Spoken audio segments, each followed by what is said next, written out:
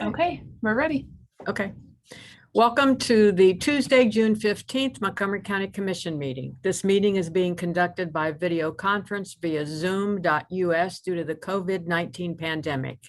This meeting will be live streamed on the county's Facebook page at Montgomery County, will be available on local public access television, DATV, and will be posted on the county's website at www.mcohio.org per guidelines approved by House Bill 197 and extended by House Bill 404. Madam Clerk? Commissioner Rice, Here. Commissioner Lieberman, Here. Commissioner Dodge. Here. County Engineer. Good afternoon, Commissioners, Administrator, ladies and gentlemen. We have three items today. The first is Resolution 21-658 to authorize an agreement with MS Consultants, Inc. for ODOT pre-qualified relocation advisory services for the Social Railroad Project Phase 1 at a cost not to exceed $25,000 through March 1st, 2024. 659 is to authorize a cost-sharing agreement with the City of Moraine for the Sellers Road Bridge Rehabilitation Project in the City of Moraine. And 660 is to amend the agreement with Eagle Bridge Company for the Alex Bell Road Bridge Reconstruction Project in Washington Township by adding $7,797.84 to the original amount for a revised total of $758,745.17. I move for approval. Second. All those in favor? Aye. Aye. We have a late agenda item from the Montgomery County Sheriff. Michael? Thank you. Thank you, Commissioner. Under the County Sheriff, we have Resolution 686, approve a contract addendum to the collective bargaining agreement with the Fraternal Order of Police, Ohio Labor Council by amending Articles 26 and 33. I move for approval. A second. All those in favor? Aye. Aye. Aye. County Administrator. Under the County Administrator, under the Clerk's Office, we have approved the minutes of the meetings on June 8th, 2021, Resolution 661, approval of bills, and Resolution 662, approval of travel and expenses. Both of those lists are available in the Clerk's Office. I move for approval. Second. All those in favor? Aye. Aye. Administrative Services, Tyler. Good afternoon, Commissioners. We have a handful of resolutions today, as well as one late item. The first resolution is 663. This is the approval of personnel actions. This list is available in the clerk's office. 664 selects the bid and authorizes an agreement with Bilbrey Construction Incorporated, general contractor for the administration building 10th floor hearing room renovation project at their lowest and best bid of $478,320 through September 30th of 2021. 665 authorizes a grant agreement with the Ohio Emergency Management Agency for the fiscal year 2019 State Homeland Security Program law enforcement grant for the Office of Emergency Management in the amount of $172,454 through December 31st of 2021. 666 extends the grant agreement with the Jack W. and Sally Eichelberger Foundation for the Office of Strategic Initiatives Prison Inreach Program in an amount not to exceed $200,000 through December 31st of 2023. 667 rejects the bid for the brass parts price agreement for the Environmental Services Department and re-advertises. 668 requests proposals for advanced ordinance training for the Office of Emergency Management. The next two resolutions authorize purchases. The first is 669 with Upland Software Incorporated for OptiSpool software, concurrent licenses, and file-bound maintenance services for the Environmental Services Department in an amount not to exceed $3,641.59. 670 is with Jack Doheny Companies Incorporated, doing business as Jack Doheny Company for 2115 combination sewer cleaner for the Environmental Services Department in an amount not to exceed $504,269.69.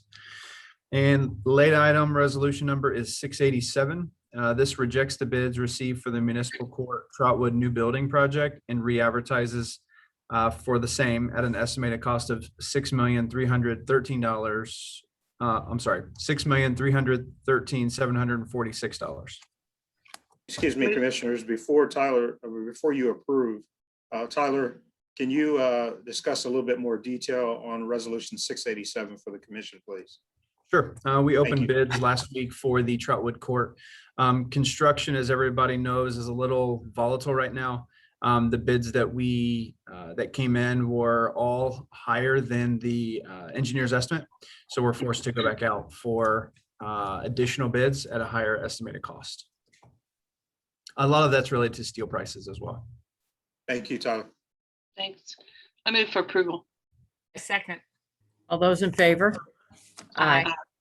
Environmental Services, Charlie? Resolution 210671, authorize a request for qualifications for professional design services for the Cricket Woods Lift Station and Force Main replacement project. Resolution 210672 and 210673 are to submit an application to participate in the Ohio Water Development Authority, also known as OWDA, which is a local government agency loan program for loans in the amount of $120,000, and authorize cooperative agreements with OWDA. And those projects, 672 is the Bricker Water Main Replacement Project, and 673 is a Sheldon Water Main Replacement Project. And then resolution 210674 is for Redwood, Vandalia, Little York Road, Ohio, LLC for the Redwood Vandalia Phase 1 development, and it's to authorize the subdividers contract. Also authorize the subdividers contract for resolution 210675, Redwood, Vandalia, Little York Road, OHPL LLC for Redwood, Vandalia Phase 2 development, and also accepting a subdividers contract for 210676 Trails Partner LLC for the Trails of Saddle Creek Section 13 development. I move for approval. Second.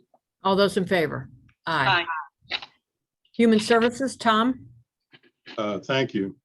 Under Human Services Planning and Development, Resolution 677 will accept a grant from the United States Department of Housing and Urban Development for funds to manage and administer the Homeless Management Information System in an amount of $140,525. Then under the Department of Job and Family Services, Resolution 678 will authorize an agreement with Legacy Residential Homes Incorporated for substitute care services through March 31st of 2022.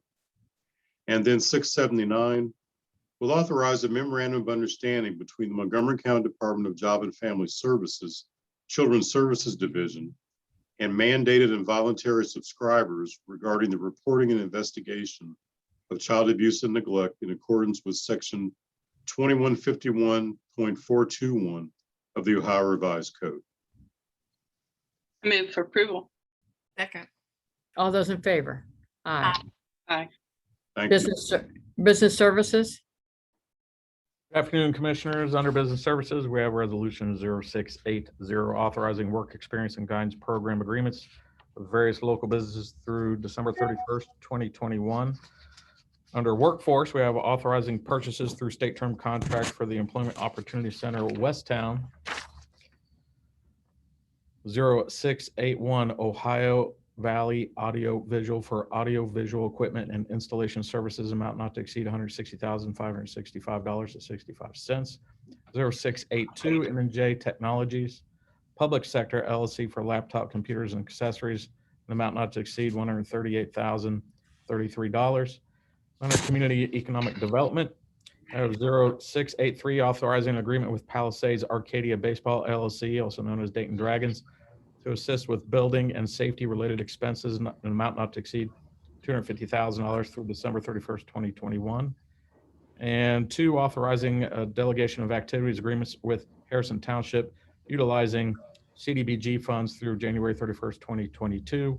The first one is 0684, scattered site demolition project, amount not to exceed $73,442, and 0685, tornado damaged properties demolition project, an amount not to exceed $109,000.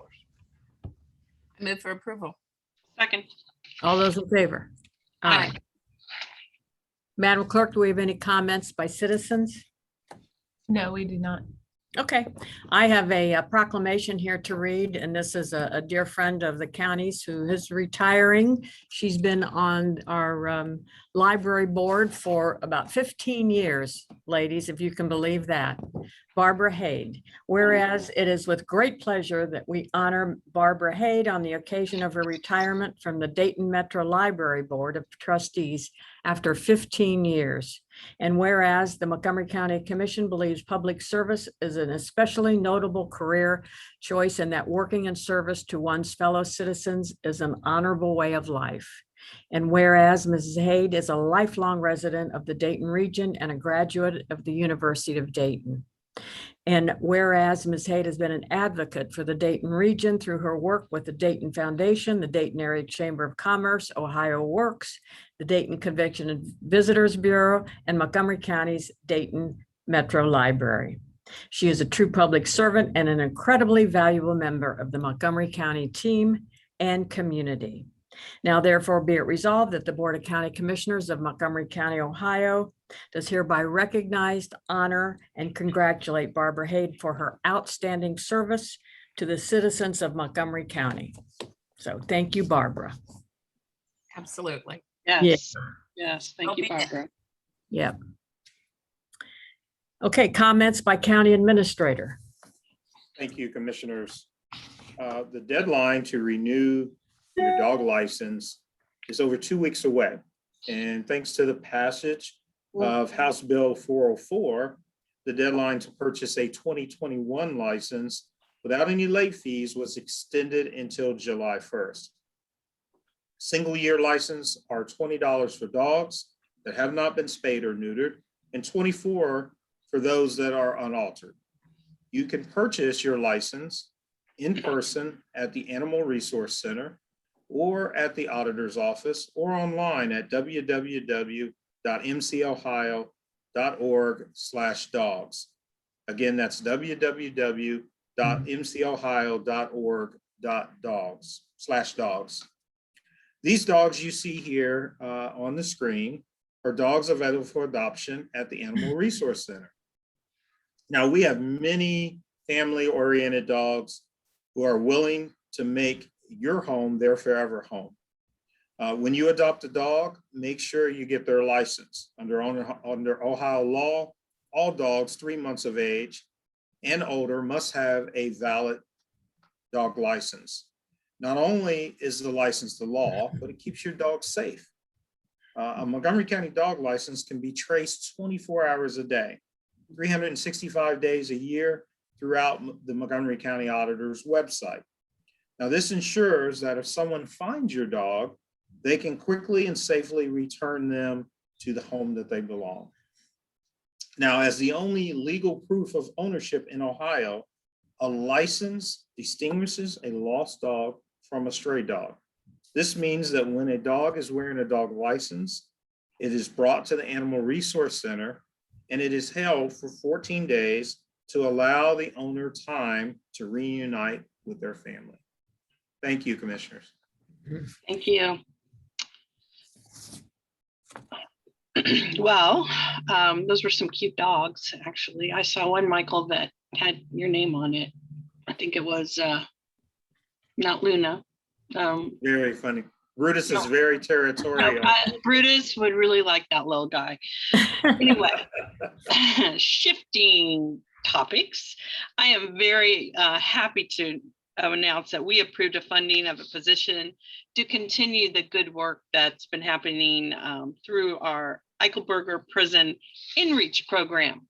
And what that program is, it is a proactive approach to meeting individuals while they are incarcerated in our state facilities, state prisons, and preparing them to return home to Montgomery County. And this program wouldn't have been possible without a grant from the Jack W. and Sally D. Eichelberger Family Foundation.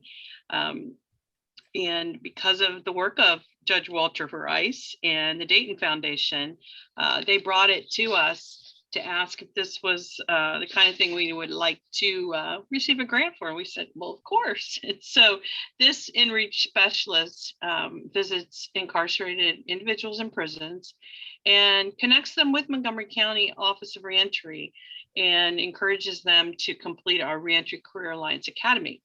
And so since the inception of this in 2019, October 2019, and continuing all through the pandemic, the program has enrolled 53 returning citizens into our Reentry Career Alliance Academy. And 65% of those individuals have become gainfully employed. And this is the big and, none of them have returned to prison. So it's working. And Sterling Titus, who many of you know, has been our in-reach specialist since the beginning of that position. And I really want to commend him for his hard work and connecting individuals that were returning to Montgomery County prior to their release. Of course, it became very hard during the pandemic, but we were still able to stay in touch with people. Sterling has been invested in their success, and we are very proud of what he's achieved. And, you know, again, those were virtually virtual. They were almost all virtual in those contacts with the prisoners throughout the state. And the program, again, was started with a 3-year grant through the Eichelberger Family Foundation, and our commitment to the ongoing funding for the in-reach position then makes us eligible for an additional 2-year grant that will bring that total grant to $500,000 over 5 years. So on behalf of the returning citizens to Montgomery County who will benefit from this program, I want to once again thank the Eichelberger Foundation for their support on this. Wonderful program. All right, I guess it's my turn. So I'm pleased to report that last week I had the chance to see some amazing electric vehicles in person at Carillon Historical Park. And as you can see, despite the rain, I was able to get a good look at these cars. They were beautiful and amazing. What was happening is that Green Energy Ohio's electric vehicle tour made a stop in Dayton. They were going clear across the state last week, and we were one of the stops on Wednesday. And so they were really showcasing some very innovative new vehicles that really show green energy. And we had a great turnout despite that weather. And a lot of the people very enthusiastic to see what the new trends are in these electric vehicles. We also had the opportunity to discuss ways that Montgomery County, as you know, we're working to be a partner in clean energy. And really, there was a huge discussion about all the encouraging things that we see coming from the Biden administration when it comes to environmental issues. So it's promising times right now. Also last week, our Stillwater Center opened its doors to host staff from a local facility that is unfortunately closing its doors, and that's Greenwood Manor in Xenia. So as you can see, Stillwater rolled out its red carpet for the individuals who were interested in potentially coming to work for us at Stillwater. The attendees got a tour, the opportunity to ask questions, and they received a box of Stillwater goodies. So Stillwater is always looking to hire compassionate and skilled licensed practical nurses and habilitation providers. So we were so excited to show the interested applicants around. So anyone watching this, if you want to learn more about the Stillwater Center, please go to our website at www.mcohio.org. Or if you want to inquire about a job at Stillwater, please contact Brian Hathcock at 937-415-3810. We are always looking for great people to provide great services to our clients at Stillwater. So keep us in mind. Thank you, Commissioner Rice, for mentioning that. That's also a great partnership that we have with Greene County and with Greene County commissioners. So thank you for weighing in on that. Yep. Carolyn, you weren't the only one in the rain. I was out in the rain that same day, went last week to Centerville for just a great event. And that's what the launching of the Kroger first drone delivery service from their location on South Main Street in Centerville. Even though it was pouring down rain, it was quite an event. And it was a ribbon cutting that was held for this occasion. And we had a good turnout. They, when the box dropped,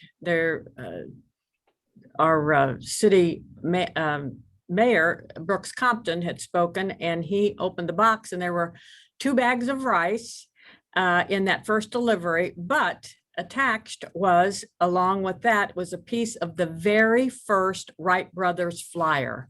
Now, that gentleman that you just saw, there's Brooks Compton, but the other gentleman is Stephen Wright. He also spoke, and he is the great grandnephew of the Wright brothers. So that was fun. The other speakers, I spoke, as well as Ethan Grobe of Kroger and Beth Flippo, who is the principal engineer for Telegrid.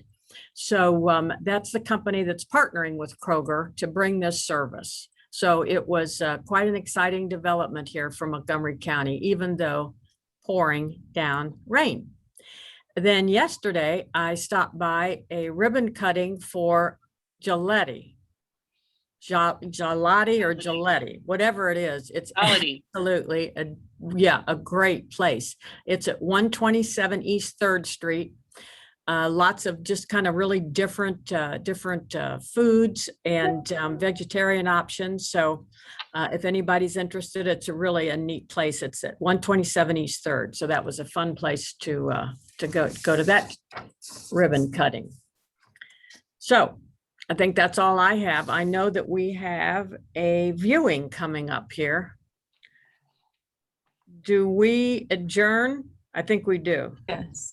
Okay. I move to adjourn. Second. All those in favor? Aye. Okay. So for the viewing, Lamb Road Improvement Project.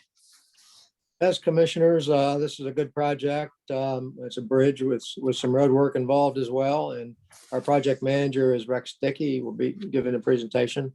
Rex, you're muted. Good. Go ahead.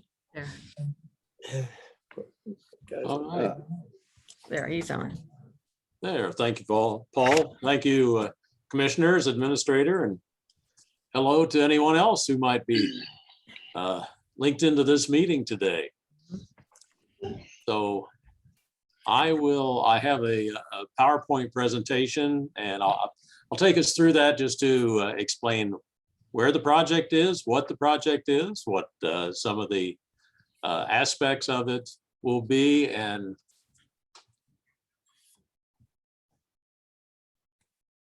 there it is.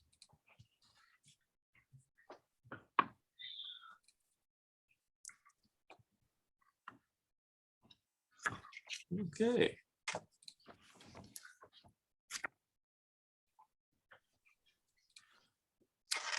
Yeah, so the viewing for the project today, the hearing will be a week from today. So the project is on Lamb Road and extends from Alex Bell at the south end to Bushwick Drive on the north end, about 3,000 feet in distance. The bridge you see is over Holes Creek. It's the yellow box shown on the schematic. So of course, Lamb Road runs north-south and is just to the east of State Route 741. So the various aspects of work of the project will be first and foremost, really, is to replace the bridge over Holes Creek. And the bridge will be, when it's constructed, will be wider than it is right now. In fact, you'll see as we go through here that there's a bottleneck, or not a bottleneck, but a narrowing of the road where it goes over the bridge. But we'll widen the bridge to align with the existing curbs for the roadway on both sides of the bridge. We'll add sidewalks, raised sidewalks on the bridge to connect to the existing sidewalks on both sides. The bridge will be constructed in 2 phases, and this is to allow pedestrians to cross the bridge even during construction. There's a lot of residential development in this area, both single family and multifamily, and a lot of walkers. Plus a bus route. RTA's Route 19 travels on Lamb Road and from Stroop to Alex Bell, and then from Alex Bell to 741. So part of that, I think there are 6 different bus stops that will actually have to be closed during construction because of the RTA detour. We'll install a new traffic signal and controller at the intersection of Alex Bell and Lamb to get kind of caught up with the latest technology in traffic signals. The installation will include new mast arm poles. We'll have street lights on those poles, and we'll build new curb ramps to make pedestrian access when crossing the road even better. There's some curb and sidewalk south of the bridge along the east side of Lamb that will be repaired and replaced with the project. And we'll also resurface the pavement from Alex Bell to Bushwick. And taking a look under the bridge, this bridge was built in 1957. And actually it was built as part of a project by the county commissioners at that time to realign Lamb Road and take out several kind of sharp turns in the road to make a much smoother alignment. And that project was about a half mile in length. So this bridge was built with that project. And now you can see some of the effects of time. Time and salt and traffic. And so we see some exposed exposed steel showing through the pier cap under the bridge, pre-stressing strands that if exposed too long will lead to a capacity of the bridge to carry traffic. This picture shows that the footing for the piers is actually somewhat exposed under the bridge, and if left over time could scour and really cause serious damage. So the bridge will be close to 70 years old by the time it's replaced, and it's served its useful life. So some of the impacts to the properties along the project, there will be some temporary easements that will be needed just during construction. One is from the Eagle Ridge Apartments, and just a small 6-foot wide temporary easement across the across Eagle Ridge Drive to allow for addition of curb ramps, reconstruction of curb ramps at that location. You see in the pictures, this is the existing curb ramps, which will be actually converted into 2 separate ramps to allow for better pedestrian access for crossing the streets there. Moving up to the bridge, the property would be on the southwest corner of the bridge is Premier Highland Park. That's the location of Cobblegate Apartments, a very large apartment complex. And here you see in blue, a temporary easement is needed for construction, give the contractor some room to work. And it's 8 feet wide by about 160 feet long.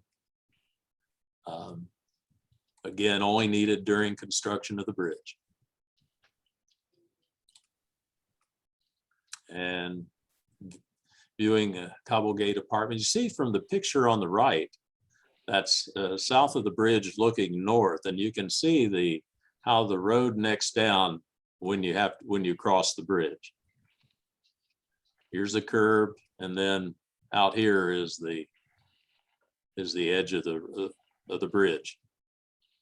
So in the finished product, that curb will extend straight across. The curb on the bridge will line up with the curb on the road, and sidewalk will actually cross the bridge. And the next parcel is on the northwest corner, and that's owned by Michael and Christine Morgan. I think it's they have a 4-unit apartment building on the site. The area in blue is in temporary construction. Easement just needed to allow the contractor access and room to work. And again, this is, you see, this is looking south from the Morgan's frontage, where the road again necks down across the bridge. Parcel 13 is owned by Kettering Medical Center on the northeast corner of the bridge. The easement here is a little bit wider because this will be the contractor's primary access off the road down into Holes Creek and access to the bridge site. The area in green is, we're acquiring a utility easement. The reason for that is we have to provide some space for for utility relocation because of widening the bridge, particularly for AT&T, who has an aerial electric line, or I'm sorry, telephone line across the east side of the bridge. They'll have to move farther to the east, and so we have to provide some space for them, a place to move into, and that's just a 10-foot wide utility easement there.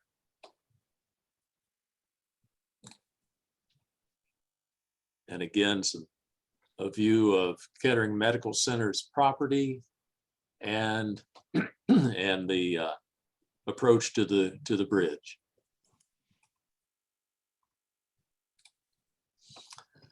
On the southeast corner of the bridge is Barclay Square condominiums.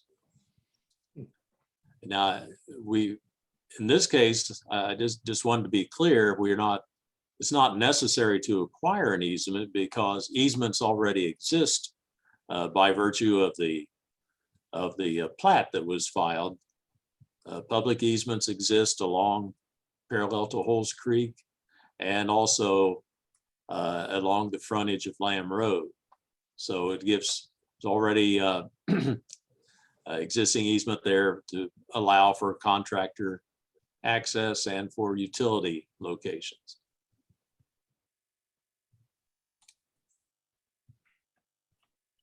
And this is a view, the top picture is a view from the south looking north. You see there is parking, on-street parking in front of the condominiums, which will be left in place both during and after construction, although during construction it may be necessary to kind of limit the on-street parking at times to allow for a contractor to work for curb repairs and for resurfacing.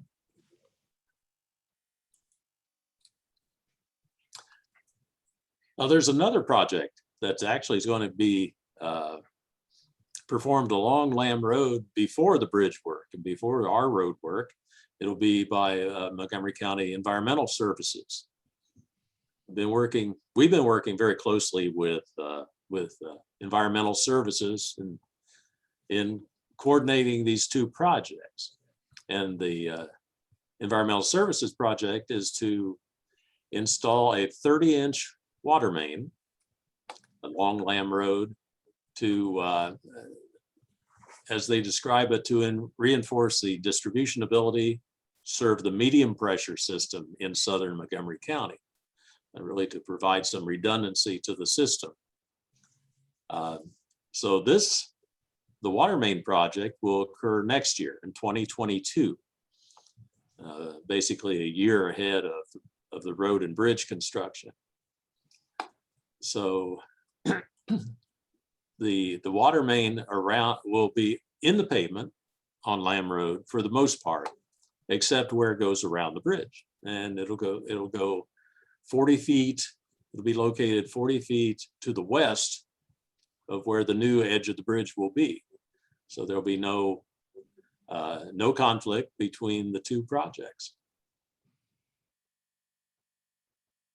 Although we may get some questions next year when people see construction going on Lamb Road. Just to you may have to remind people that that's the water main project, and that the road and bridge project will follow in 2023. So the cost of construction of the bridge and road project is about $2.5 million. And just roughly 2/3 of that cost is actually the bridge. The, of course, cost of temporary easements will be determined after approval of the project through appraisals. We do have a grant of federal funds approved and in place. Will cover 65% of the construction cost, and that grant was obtained through MVRPC. And we do intend to pursue Ohio Public Works Commission funding as well. As far as project schedule, the acquisition of easements will occur later this year and continuing on early next year. Expect to see utility relocation work in I'll say as early as November of 2022 through the spring of 2023. You can expect to see contractor activity, say tree removals and preparing access during the winter of 2023, and finally road closure and road and bridge construction April through November of 2023 for about an 8-month period. And I talked a little bit earlier about pedestrian traffic. As I said before, we have been working in conjunction with RTA to try and satisfy their routing requirements, and yet provide the best pedestrian detour that we can. So, I mean, the first part of that ability to maintain pedestrian access is that we will build a bridge half at a time. And so pedestrians can cross the bridge in either direction on one side of the bridge while the other side of the bridge is being constructed. Now there will be a vehicular traffic detour in place. We can't allow any vehicles through the construction site or through across the bridge during construction.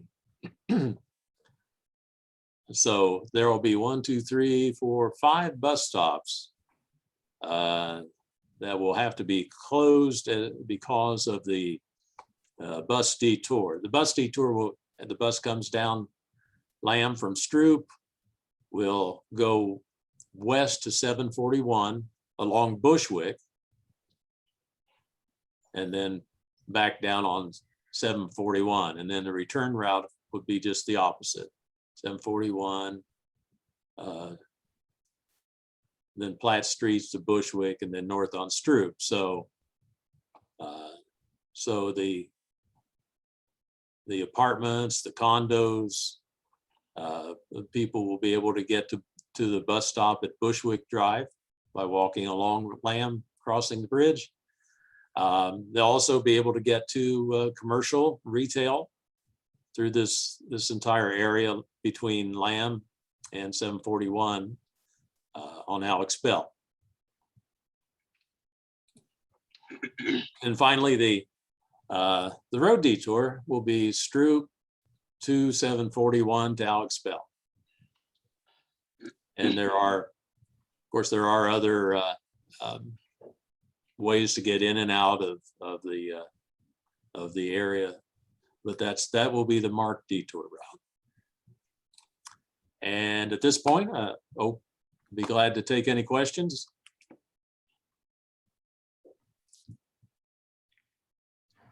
Are the citizens that are involved and the homeowners, they're aware of this? When this is coming? Okay. Yes, Well, we okay. actually, about a year ago, did an extensive mailing and public outreach. We mailed to about 1,600 addresses to try and give people, some advance notice of what's coming and actually give them an opportunity to give us any concerns and comments that they might have. Okay, good, good. Okay. Well, with that, then I guess next week we hear the final. Thank you, Rex. All right, thank you. Yeah, thank you, thank you. Okay. Guess that's it. We'll see you next week. Yeah. Hey.